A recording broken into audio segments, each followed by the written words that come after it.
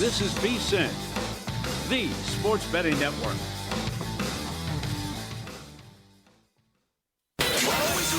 Follow the money. That's what I always say. You always follow the money. Yeah. This is Follow the Money with Mitch Moss and Paulie Howard on VSiN. Thanks for checking in today. Football Friday here on Follow the Money. It's VSiN, the sports betting network. Mitch Moss along with Mike Somich in for Paulie Howard today. A lot to get into in this hour. We'll get our best bets in about 45 minutes. Mike also has a bunch of bets on conference title weekend starting tonight in college football, and we'll talk much more about that right now as Julian Edlow joins the program with DraftKings, a longtime friend of the show, in town for, I'm going to guess, the rodeo, or am I wrong? Oh, yeah. Big rodeo guy. I figure, Conference championship games, I guess. You know, I'm running the college content over at DraftKings Network, the college football, the college basketball. And I heard there's some college football games this weekend, so I'm in town. Yeah, and by the way, they're starting in 1 hour. Yeah. And so here you go. Do you have anything in the Kennesaw game? This would be an unbelievable story. Opened up at like 100-1 to win this conference. Yeah. I have no feel for the side. I would lean towards the move to Kennesaw. I think the money on the over is the right side. If I bet it, it would be a small bet on the over, but these aren't teams that I've been tracking too much this season. Yeah, I'm part of the Kennesaw move there. I played him at 2.5 and played him again at 3. There was a Hail Mary at the end of the first half in the Jack State-Kennesaw game, and the Jack State won the turnover battle 4-0, yet it was still a game at the end of it. I think Kennesaw the right side. If you get the 2.5, go out and get it now, because I don't think that is going to last very long. A game that's happening close by you there, well, I guess not close by, because it's up in Boise State, but you got UNLV and Boise State, a rematch here, and Boise State's been the hot side all the way out to 6 in this spot. Did you look at the Mountain West title game at all? Oh, God, it's out to 6. These are the things you miss when you Uber over here to get on Follow the Money. It's out to 6. Wow. It's out to 6. I am a Boise preseason bettor. I bet them preseason -120, -130, -140. Thought Boise was the best team. They come out, they lose the first game. 2 weeks ago on DraftKings Sportsbook, they were plus 850 to win the Mountain West. 2 weeks ago. Here they are, 6-point favorites in the game on the Smurf turf. It's crazy. I am just riding my Boise tickets, which, by the way, I know we opened them as a short underdog, and that immediately moved, and correctly so. I'm not buying off. I'm just riding all Boise. I've been saying all week, lay the 3, the 3.5, the 4. We're out to 6. If you're watching this right before kick, I think you're probably late to the party. No, it's a little bit too high to get involved in. Mike, by the way, did you know that? Yeah, Julian's spot on with that. Obviously, he works at DraftKings. DK opened up UNLV a 1.5 point favorite in this game. That's crazy. I didn't see this game anything sub. I think Boise State 3 was the best number I saw, and so I must have missed the early market there and it must have happened fast. So like that must have been a lot of Boise money quickly. It came out quickly that Madsen was going to play, right? And that was part of the move.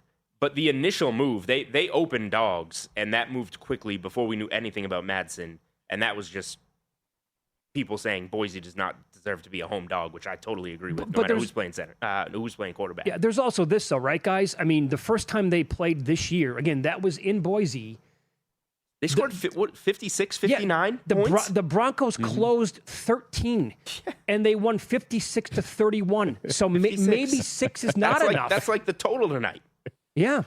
I don't know. Everybody I talk to that I respect is like, I have Boise, closer to what the number was when they just played this game. I have it 10, I have it 12, I have it 13, and I'm like, oh, this is when they were back at like 3. I'm like, all right. I mean, I'm not going to add more. I bet a couple of units on Boise preseason. We'll let it go, but I do really like them at home, and it's going to be like weathery. UNLV just can't get over the hump there. I know it's just like piling up money on the Boise side at this point, but I think they're going to win the game. Mike, fishy to you at all? No, the other key game. Oh, yeah. What's that? I was going to say, fishy to you at all? That it closed 13 and opened up where it is and still at 6? No, well. Closed 13 and opened plus 1.5. Yeah. Yeah, we've seen so much Boise money come in that to me, this line is around where I thought it actually should kick off at. Like, I expected you're going to see just shy of a touchdown because UNLV has gotten better on the offensive side since that last matchup against Boise. The defense still stinks out loud. So I expect Boise can move the football. But to me, right around a touchdown was where I expected this game to be. And so when you saw 3.5, I thought that was a little kooky. But now here at 6, I think it makes a little bit more sense. Other big game tonight here in the American Conference, North Texas taking on Tulane. All eyes going to be on this one, and all the money coming in on Tulane, not North Texas here. North Texas was as high as a 3-point favorite. We've seen that down to a point and a half now in most spots. What was the action like here in the North Texas Tulane game? Yeah, I mean, splits-wise, initially, this was a lot of North Texas and a lot of over. And now here we are. The total has been bet up. I think we opened like 62 and a half at DraftKings, and we're up about 5 points. And I agree with that. We're going to see points. There was initially a lot of North Texas money, and now here we are. The game's getting approaching a pick. I understand the Tulane money, but North Texas scores points, man. Like, they score. So I feel like if you're going to bet North Texas at this point, you bet like a team total and just bet them to score. Because if they win the game, they're going to score, right? There's no way that they win this game without just scoring a bunch of points. I think it's 34 and a half. Like, this game's almost like the NFL game last night. Was it really going to play out to where it was 20-17? I mean, it could, but in all likelihood, I think the market is right with this total. This might be one of those ones where you look at it and you're like, I'm 5 points late, and I still bet it. Because last night, 53, closes 55, and we're in the 70s, right? So I would be pretty surprised if we don't see a lot of points in this game. I feel much more confident about betting like either team that you like on the team total than just betting them to win the game in this one. Okay, what is your best bet either tonight or tomorrow in college football? I like Boise a lot tonight, but we haven't gotten to tomorrow, so I'm big on Georgia tomorrow. Okay. And it's just like a real Georgia spot. They lose at home, but shut Alabama out in the second half. I feel like Kirby Smart is the type of coach that can take that momentum. It's momentum from the last Saturday in September. Take that momentum and bring it into this game. Use whatever they did to shut down Alabama in the second half and bring it to this game. And then there's just little things you can sprinkle on top of it.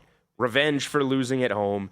Revenge for all the times that Kirby Smart has lost to Alabama. Georgia played in this building, sleepwalking past Georgia Tech last week. Alabama had to go just balls to the wall at Auburn to squeak that win out. You go from a huge rivalry game and turn around and come back to this. I think Georgia's the better team. I think they have the better. Their defense has at least improved since that first matchup. There's every way that I look at this, I'm just finding different ways that I like Georgia. Now, we've got an interesting spot here with BYU taking on Texas Tech in the Big 12 title game. And we've had, I don't know, maybe one person in the last week since this got announced that actually likes the BYU side. Do you want to be the second to try and make a case for the Cougars here? I would like to be that guy. I can't be that guy. Texas Tech is really good, man. I have gone against BYU plenty of times this year. The Arizona game, the Iowa State game. I thought Iowa State was one of the best spots of the season. They had lost 2 road games in a row, come off a bye, and then they host BYU after BYU's coming off beating Utah, and then what else was it? The Arizona game too, and then they have to go on the road. I thought that was one of the best parts of the season, and they dominate first half, and then here comes BYU. They do it again. BYU's been awesome. They're getting a lot of points. I understand. I mean, you see there, both teams against the spread, 9-3 and 10-2 against the spread. These teams have been covering machines. It's a lot of points for this type of game, and you're getting it with an 11-win team. Texas Tech, the first time around, they did not allow them to score. Yep. They settled for field goals. I mean, yeah, that was domination, and they're playing to get the bye. I understand BYU's playing for a playoff spot, but Texas Tech is playing for the bye. I think Texas Tech can run this up. I'm not laying it. I haven't bet this game, but I'm not taking the points with BYU either. Okay, so you're a big NBA guy as well, and we're going to get to the NFL and some awards coming up in about 5 minutes here with Julian Edlow. He's in studio with us on Follow the Money. It's VSiN, the Sports Betting Network. He's with DraftKings. Last night, LeBron James held under 10 points for the first time in 1,297 games. Unreal. The last time it happened, The Sopranos was still on the air. There was no iPhone. Aaron Rodgers had 0 touchdown passes in the NFL. Cooper Flagg was just born. He has more final appearances than single-digit scoring games in his career. The Lakers are in Boston tonight, and without him playing in this game now, the Celtics are laying 8.5 tonight. Yeah, this is disappointing. Friday night, Lakers Celtics in Amazon. Boston. I'm a ticket holder. I sold these ones early, Mitch. I got my money for these ones early. All right. I'm very happy that I did that because this is now the Austin Reeves show. Probably. It's. I mean, yeah. That's too bad. They set themselves up for this though. They put this game on Amazon, and you have the Lakers playing in Toronto last night, the Celtics playing in DC last night. Why are you doing that before a Friday night Celtics Lakers game? I don't understand that. But yeah, from a prop standpoint, also by the way, I saw somebody bet $15K on LeBron 10+ points on DraftKings last night. Oh boy, to try and get $500. Is that right? Didn't work. I would assume this person has done this before. I was going to say, have they done it like over and over and over again? I don't know the customer. I just saw it on Twitter. That's a bet that people have been just banking on for literally years. That was 2007. I was a freshman in college. The last time LeBron James scored less than 10 points in an NBA game. I'm now married with 2 kids. Wow. Like life flies by, man. It doesn't fly by. It's been ages. Wow. It's been forever. And so now, you lose a little bit of the luster here. I would be surprised if the Celtics lose this game. I don't have a bet in it, though, because it's not as good of a game anymore, but right? how many times in the NBA, right, we're talking about star players missing, and they come out at Reeves, watch the Lakers Reeves go came for 50 to Boston tonight. and did this 2 years ago and won the game without LeBron. We'll continue with Julian Edlow. Bets this weekend in the NFL, and opinions on NFL awards. We're getting messages throughout the show. Is this guy still possible that he can win the Offensive Player of the Year? I'll run it by you guys coming up next.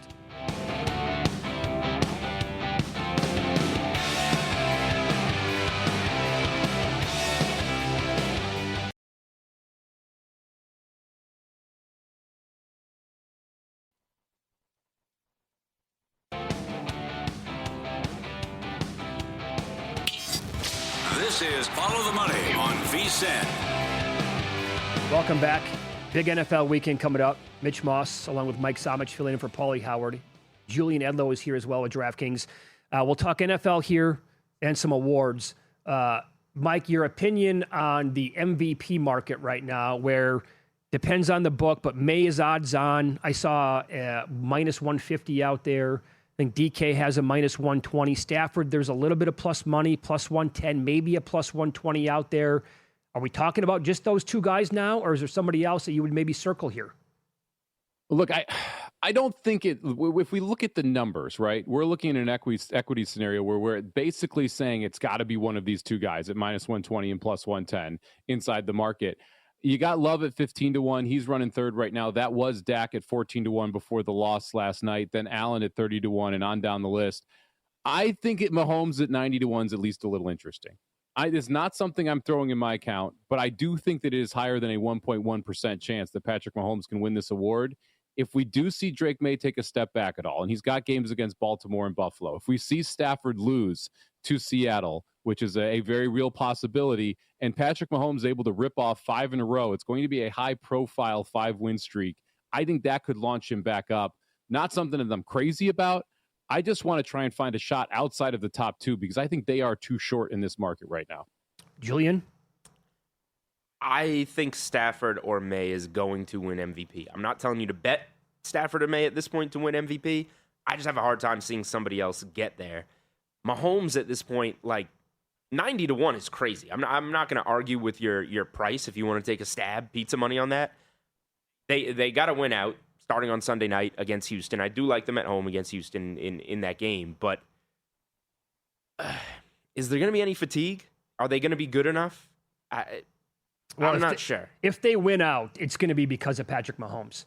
It's not going to be because Kareem Hunt or Isaiah Pacheco is running for 130 yards a game. It's going to be because this guy's lighting the world on fire. And that 5 more games would carry that team into a playoff spot. And I mean, it might sound completely far-fetched, but would he be in the mix at that point? Probably. Yeah, it's a 5-team parlay. You're parlaying 5 Chiefs wins with both of the guys regressing, and then you have the opportunity, right? But it's at 90-1 again. If we're talking about sheer percentages, it needs to happen 1.1% of the time for you to profit. That's about. It's like I think it probably happens around 4% of the time. So there's a little bit of an edge there if you want to throw some, $20 on it. I'm not sitting here saying throw $1,000 on Mahomes MVP, but I do think if I'm looking at the longer shots, that's the one that doesn't correlate to the probability when you're looking at the price to me. And here's the thing, by the way. I mean, it just seems like it's almost too easy with more than a month to go in the NFL, and it's been like this now for almost 2 weeks. It's going to be down to 2 guys. How often does that happen in the what? No, there's no way. Even last year, people were making the case for Burrow down the stretch, and they were not going to make the playoffs. Yeah. I wish we used to do some yes-no options on DraftKings. The last one I can remember, I think, was 2020 or 2021. We had a yes-no mid-season on Russell Wilson, who that's right, crashed and burned. And Lamar Jackson came out, he took it, right? Yeah. So those were fun. I wish we could get some yes nos. Maybe I know some people over at DraftKings. Drake May, put him Matthew up. Stafford. We'll see. That'll be fun. Okay, Coach of the Year. It would be fun. Go ahead, Mike.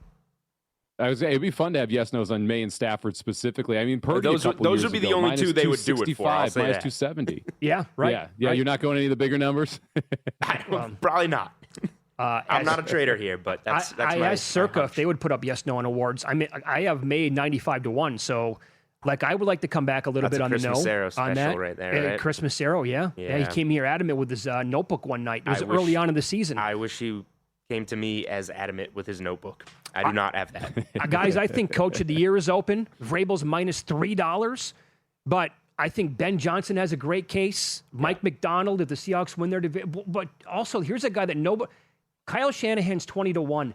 They've had 18 zillion injuries, and they're not going to win the division, I don't think, but they're a factor, and they're going to make the playoffs. Wouldn't you say that Drake May and Matthew Stafford are more clear-cut MVP candidates, end of list before anybody else touches them, than Mike Vrabel is Coach of the Year?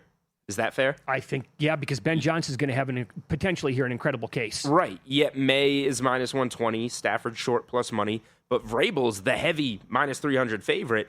I think he's, he certainly has a chance. The Patriots have been unbelievable. They just won 10 games in a row, playing every single week. But Ben Johnson's right there. Drake May has been playing much better than Caleb Williams, which, if you want to argue that for Coach of the Year, that makes Ben Johnson the better candidate. And we'll see what happens in a big divisional game this weekend while the Patriots are off. I think you put it very well there. We've seen them win 10 games in a row. Wait until we see them lose a game, because it's like if they lose to Baltimore or Buffalo. I think the bye, by the way, as a Patriots follower, the bye might mess them up. They've just been going win, win, win, win, win. Now they're going to sit back, hear about how good they are, come out of the bye, play at home against Buffalo. Last I saw, they were 1.5-point dogs on DraftKings Sportsbook, short dogs.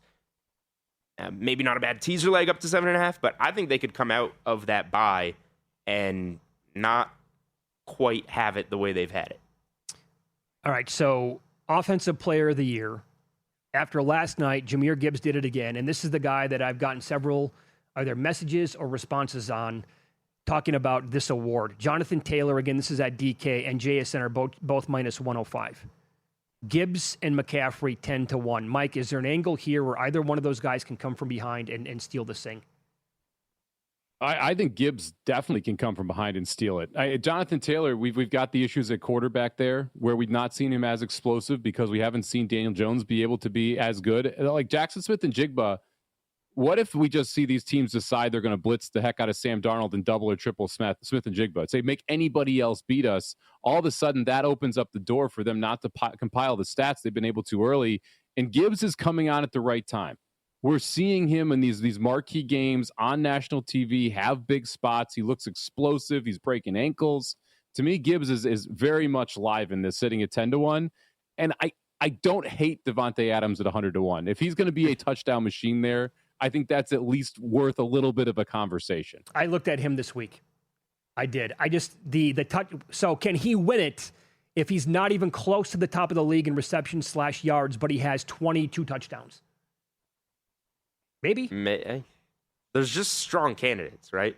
It's hard for him to pass those other guys. He can certainly cut those odds down. Well, I mean, by the way, so the other guy in that range, now drifted out to 16-1. There is a scenario, guys, where Christian McCaffrey sets the all-time receptions mark for a running back, has like 100. He lead the league in receptions. Yeah, but he might push 500 touches for 2,500 yards from scrimmage and 15 touchdowns. And it's like, nah, I can't win the award. Really? That's who I was going to bring up. CMC at 16-1. My problem with the CMC candidacy is he's not a very good running back anymore. He's really good at catching the football, but he's not a great running back anymore. Receiver / scat back? Yeah, I mean, he's getting the touches. He's getting the yards. Mm-hmm. 16-1 on CMC seems a little...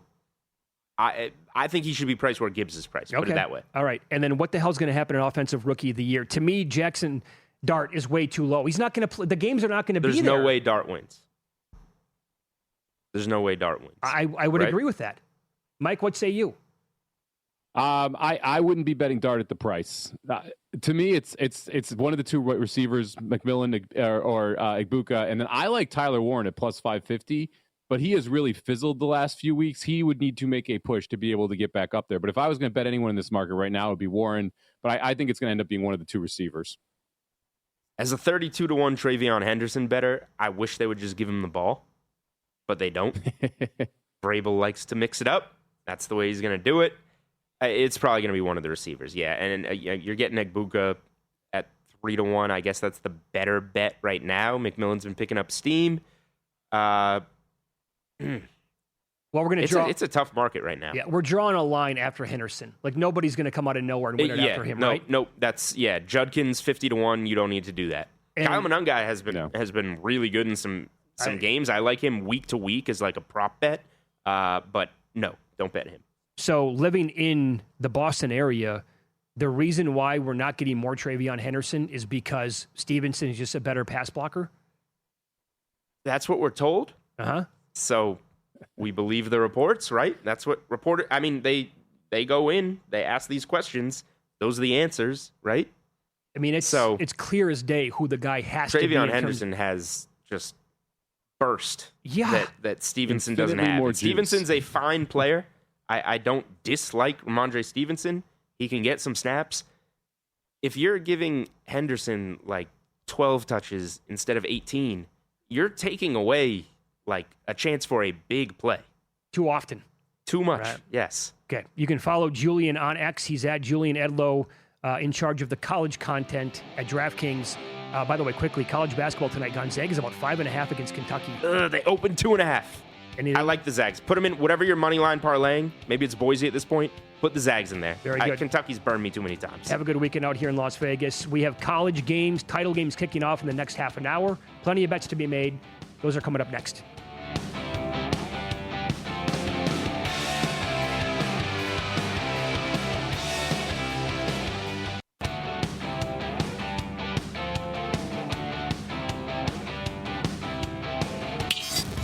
This is Follow the Money on VSiN. We'll get to our best bets coming up in 15 minutes. Mitch Moss along with Mike Somich filling in today for Paulie Howard. We do have conference title games beginning the top of the hour. And let's go in order here, Mike. I know that you have some action on these games tonight. I'm looking at the odds board right now, and it looks like every single book has now moved Kennesaw to 3. FanDuel might be the lone exception. I'm seeing 2.5 minus 120. But you like Kennesaw State in this game tonight. Why? Yeah, I do like Kennesaw State here in this spot. I played them at 2.5. I would still lean toward the Kennesaw State side at 3. Obviously, if you can get the 2.5, go out and get that number. This is a Kennesaw State team that can move the ball effectively, specifically through the air, a spot where I think they're going to be able to have some success against Jacksonville State. This is the only loss we've seen for Kennesaw in the last 7 or 8 games for them, and it was to the Jacksonville State at Jacksonville State. But it was one of the more funky games of this Conference USA season here. Jacksonville State got a Hail Mary at the end of the first half. So that immediately kind of raises the antenna. Jacksonville State also was benefited from 4 turnovers in that game. So there were 4 Kennesaw State turnovers, 0 Jacksonville State turnovers. The first downs were 32-18 Kennesaw. The yardage was 579 to 451 in favor of Kennesaw. They moved the football effectively. They just turned it over and gave up that massive play at the end of the first half. Despite all of that, only ended up being a 9-point game as well. So it's still a competitive game here with Jacksonville State winning. I think Kennesaw has a chance to be able to flip the script here. I think they get their revenge in the conference title game, and they just don't turn the football over, because if they don't do it, they win the game. Some people are going to be popping bottles tonight if they win the game. They were 50 up to 100 to 1 to win this conference before the season started. Man, tip of my cap to anybody out there listening / watching the show that you have that ticket in pocket. How about this? The Troy James Madison title game opened up 20.5. 21 obviously can be a key number. We're talking about James Madison now touching 24.5. It won't stop. Any interest in taking Troy? Yeah, a little bit. At 21, I was like, maybe I should, but I'm not going to. And then I saw 23.5. I'm like, oh, now we're really close. I mean, it's Troy or pass outside of 24. This is a big, big number for a James Madison team that I've watched a couple times, and I get it, but I don't fully love them here. It's just, it's not a great Troy football team, right? I mean, that's the big issue here. But it would be Troy or pass at this number, because this just simply becomes a number play where getting on the other side of 24 just feels like a little bit of a step too far. Question for me, do you wait? Do we get 25.5, 26 by the time we kick with the way this is going? I mean, it looks like it's just going to keep on trending that way, right? I mean, Caesars right now has James Madison minus 24.5, minus 115. So, right, we have 27 minutes around there before kickoff. Yeah, that can touch 25.5. Why not? I mean, you might as well just hang out and like just see what it goes to and then play it right before kick. Because if there's 24.5 plus one or minus 110 sitting out there, you're not risking much as long as you have access to multiple books. You're going to get the 24.5. So I would keep an eye on it and see if you can get a better number. But it would be Troy or pass for me. Do you want to be a contrarian tonight and play alt unders in the North Texas Tulane game? No, not even a little. Okay. I do like the idea of a team total here, because I do think you get points. I would lean toward the over. We've actually seen it dip down. It opened around 62. We saw it as high as 67, sitting at 66.5 now. I like the idea of like, look, 1.5 here or there, it's not going to make a big difference in a game with this many points. If you like the team total on Tulane, I believe it's 31.5. If you like the team total on North Texas, 34.5. If you like either side, just play the team total. North Texas could score 35 and lose. They could also score 35 and this game goes under. So to me, playing the team totals over of the team you like here is a better way than just betting the side at minus 1.5 either way. I would lean Tulane over 31.5. That would be the side I'd be interested in here, the Tulane side, the side that's been taking money. I don't have a bet in this game though, but you know, if you want to throw a little Friday night parlay action together for your 4-screen on YouTube TV, Tulane over would be my angle in here. Later on tonight in the Mountain West Conference title tilt, this is at 8 o'clock Eastern, 5 o'clock out here on the West Coast. Boise up to 6 now. Golly, that won't stop either. Total 59.5, touching 60 at some spots. I'm looking at the forecast right now. Well, the actual weather in Boise, it's 43 degrees right now. It is raining. The forecast I'm looking at right now says it's going to stop in about a half an hour, but it's going to pick back up. So about a 70% chance of precipitation throughout this game tonight. Is this too high of a total, despite it being 56-31 the first time that they played? I hate betting unders in UNLV games. It is not for the faint of heart. Yeah. That defense is so bad. Look, I think that the weather helps Boise State. I think that's one of the reasons we've seen this run. It's interesting. We're now seeing 6 minus 115 at Circa. So going from 4.5 earlier today all the way to 6 has still not stopped the Boise State money. It was interesting having Julian on saying a lot of people he talked to made this Boise 10, Boise 13. I would have made this Boise 7. So I still think it's a little short for what the number should actually be here. If you want an under, why not the UNLV team total under? Okay. To me, that would be the specific area I would focus on. Lean into the fact that it's weather, that it's not the UNLV defense that they're facing. Like if you want an under, to me, team total UNLV would be the route. So you're going to get about under 27 right now on UNLV. Yep, right in there. I mean, I'm not advocating for the under, but if I was going to play an under, I would be playing the UNLV team total under. Honestly, at 6, I still think there's a slight edge to Boise. Yeah, it's hard for me to advocate. I have it at 4.5. I know people with it at 3. It's hard at 6 to say bet Boise now, though. Have you jumped in on the Buckeyes yet against Indiana tomorrow? I haven't bet that game yet. I am Indiana lives in my head rent free right now because I don't know what to do with this football team, and I'm willing to admit it and willing to just not bet these games. Everything in my soul says I should be betting Ohio State here. Me too. My numbers say it should be Ohio State minus 3.5. That I should actually be betting Indiana. And we saw this look ahead as high as 6 at DraftKings. It's now down to 4.5. We touched 4 at one point. There seems like there's Ohio State interest once we get down to that 4 number. I don't think there's a big enough edge for me to want to jump in. And I just don't know about my Indiana number because it's really one game all year that you can look to, that Oregon game, where you get a real idea of what this team is like. And outside of that, it's just that the schedule hasn't been tough enough. I'm not sure if my player rankings for them are as strong as they should be. So it's hard for me to go to the window on this game. Well, I'll tell you this, Tyler Shoemaker, vsin.com, he shares his numbers every single day, every week, right? College basketball, college football. He made Indiana minus 1.5, but also he pointed out, look, I'm a little slow to come around to betting it though, because I don't know what to do with Indiana, just piling on the points against bad teams throughout the year. Mm-hmm. And the idea that Ohio State dialed it back, played really slow, and they prepared to play as many games as possible this year, think they're going to go on another deep run. And that might factor into it as well. You look at what Ohio State did last year in the playoff, where it's like you saw a completely different version of Ohio State in the Michigan game versus what we saw in the college football playoff. Are we going to see what version of Ohio State are we going to see? They're going to get a bye, even if they lose this football game. What's the effort level from Ohio State? Is a Big Ten title worth risking a national championship? We know losing to Michigan is not worth risking a national championship. What about a Big Ten title now? Here's where my head is at with that. Ryan Day, I think, was going to be fired last year had they lost to Tennessee. And I think he remembers that like it happened yesterday. And he probably still has receipts. And then went on to go scorched earth. And like you said, the playoffs came, and it was unbelievable, the switch that they flipped.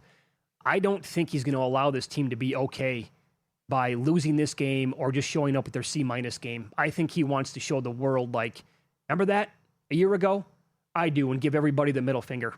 That's where I'm at with it. I mean, narrative street works there too. Like right. That's the thing that's tough about this game. I could go on either side of the narrative that Ohio State's going to be good or bad. I could tell you that Indiana is actually underrated because they're so good they're blowing all these teams out, and we just don't know that yet. To me, that's why it's so hard to bet this football game. It's so hard to get a read on both of these teams, and sometimes the best bet you make is the one you don't. And to me, this is one of those where I can make a case for either of these teams. My numbers say Indiana. My gut says Ohio State. I'm just going to pass on this. Totally fair. I bet Georgia money line right away at minus 130 against Alabama. Do you have anything in this game?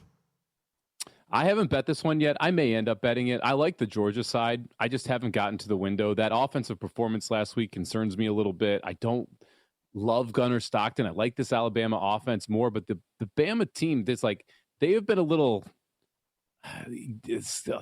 skittish at times where you have not seen that performance that you'd expect.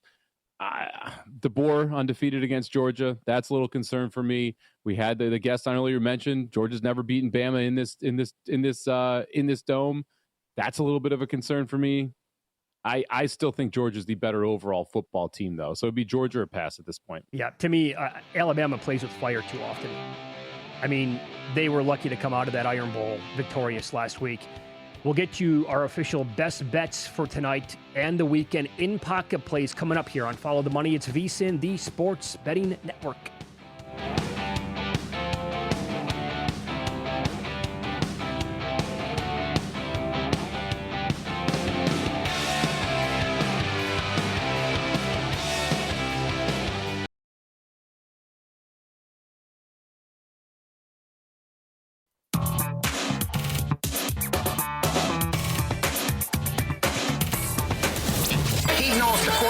On coke if his girlfriend was not done. These games are a burial, a blowout, a human lock.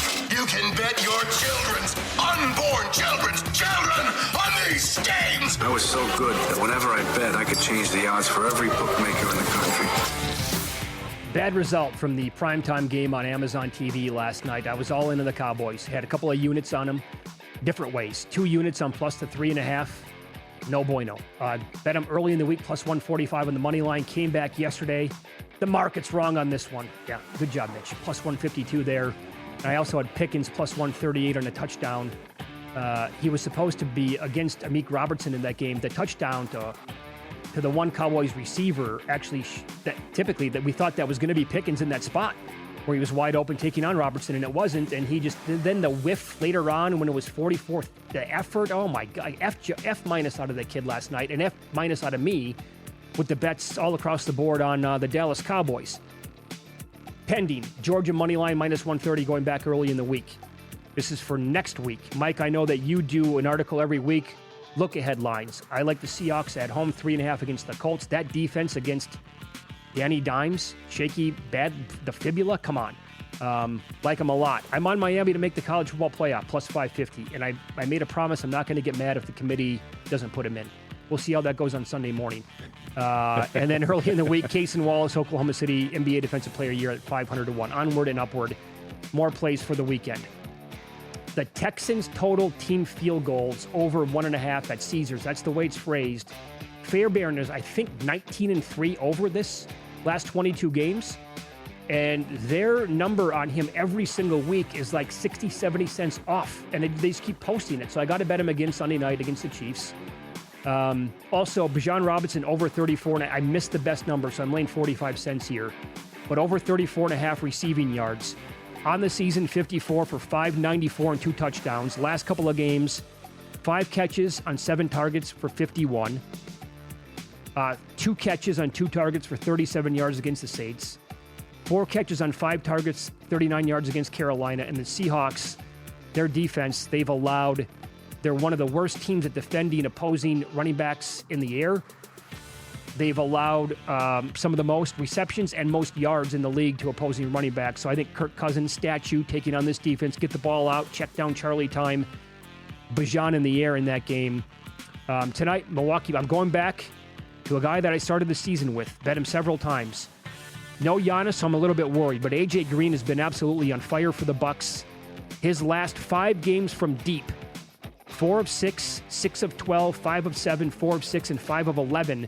That last game there, 5 of 11, was when Giannis went down early, 3 minutes in against the Pistons, and he fired all game. I hope we get that version again tonight.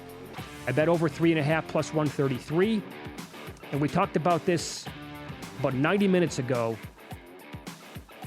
There is a really bad schedule spot twice for the Jets. The game tonight and tomorrow against the Oilers. But Mike, great breakdown again, and you can always go back and listen to the Follow the Money podcast wherever you get them. But the Sabres tonight is worth a play, plus 108. The Winnipeg Jets, it's a Malinsky special, playing this road game, now back at home. And also they play again tomorrow, back on the road against Edmonton. So the NHL here did them no favors, plus backup goalie. I'm on Buffalo tonight. Yeah, I joined you on that Buffalo play as well. You mentioned it. It's coming home after a 4 or 5 game road trip, and you have to go on the road against a division rival, conference rival tomorrow night. They're putting the backup goalie in, kind of shows you their belief inside that game. Got a boatload of plays, so going to rip through these here. Give me Texas Tech minus the 12.5. Texas Tech just absolutely lambasted BYU the first time these two teams played. I don't think that was the good version of Texas Tech. I don't think you got the best version of BYU either, but there is still more room for Tech to improve off the performance in that game. I think they take care of business. They lock up the bye in the first round of the college football playoffs. I laid the 12.5 with them there. Boise State tonight, laid the 4.5 earlier today. It's out to 6 now. I would still be laying it with Boise. I'm not going to tell you to run to the windows here. Don't hate the idea of taking them on the money line and adding them to something else if you like that tonight. But I do like Boise State in this game. The weather, I think, is advantage to Boise State as well. We're expecting rain. It's cold. It's at home. This is on the Smurf turf, on the blue field there. This is not a neutral site dome game, which I think would have given the advantage to UNLV. So give me the Boise State side tonight. Kennesaw State, minus 2.5. This is almost 3 everywhere. I believe last we checked, there was 1 2.5 available over at FanDuel. If you're at FanDuel jurisdiction, go out, run out, get that 2.5. Kennesaw State lost by 9 to Jacksonville State earlier in the year.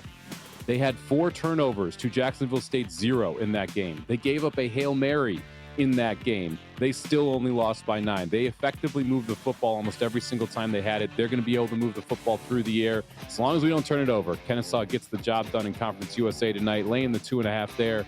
Rams Cardinals, give me the over 47.5 here in the NFL on Sunday.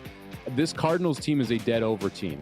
Their defense is non-existent. Their offense can move the football. Yep. They can move it against anybody, including this Rams team. We saw Brissett with pressure last week. He was still able to get the ball out on time. That game should have gone over against Jacksonville. You had multiple drives that ended in turnovers in the red zone or ended in punts after negative plays around the 45-yard line. I think we see an over here with Rams and Cardinals. I'm happy it's under 48. That's the key number for me. Give me over 47.5, Rams and Cardinals. Give me the Jets.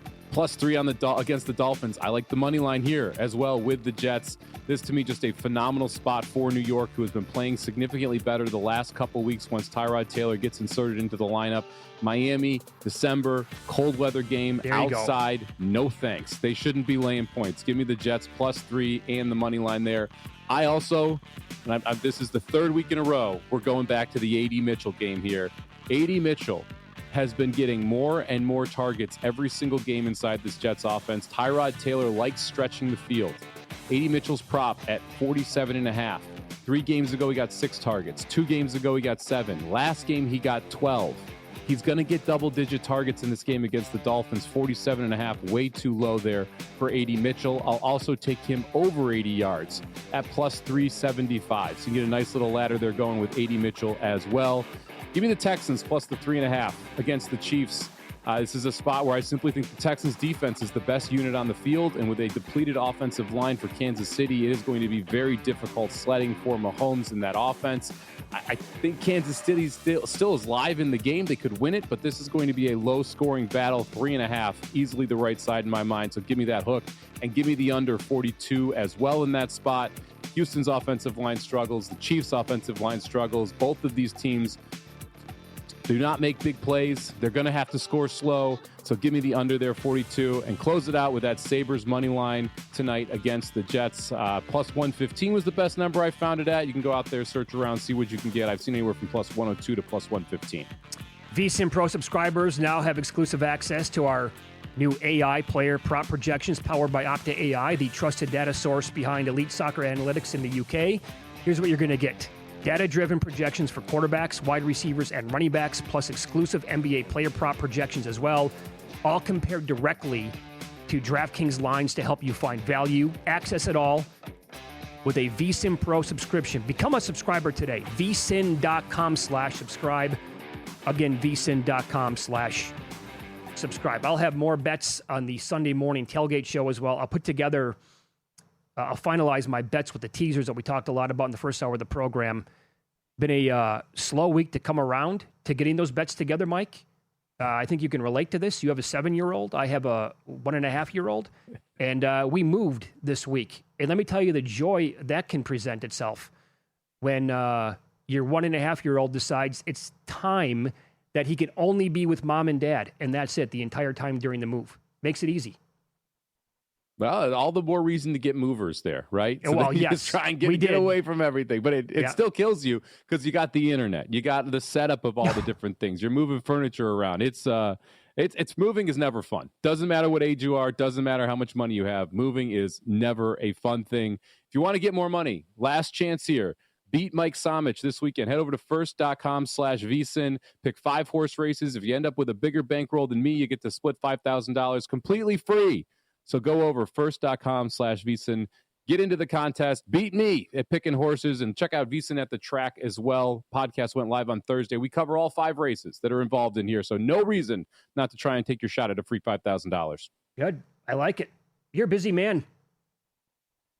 It's been quite the week. Let me tell you, it's been quite the week here. We're moving next week. Next Tuesday, we're moving. So I've been on the phone with the internet companies, and I've been on the phone with movers and making sure all this works out. So it's been a busy time here, especially right after Thanksgiving, and now we're rolling right into the Christmas holidays as well. Not the ideal time to move. Right. We should have probably thought about this before we committed to it. By the way, this is an observation, not complaining, not whining. It's an observation.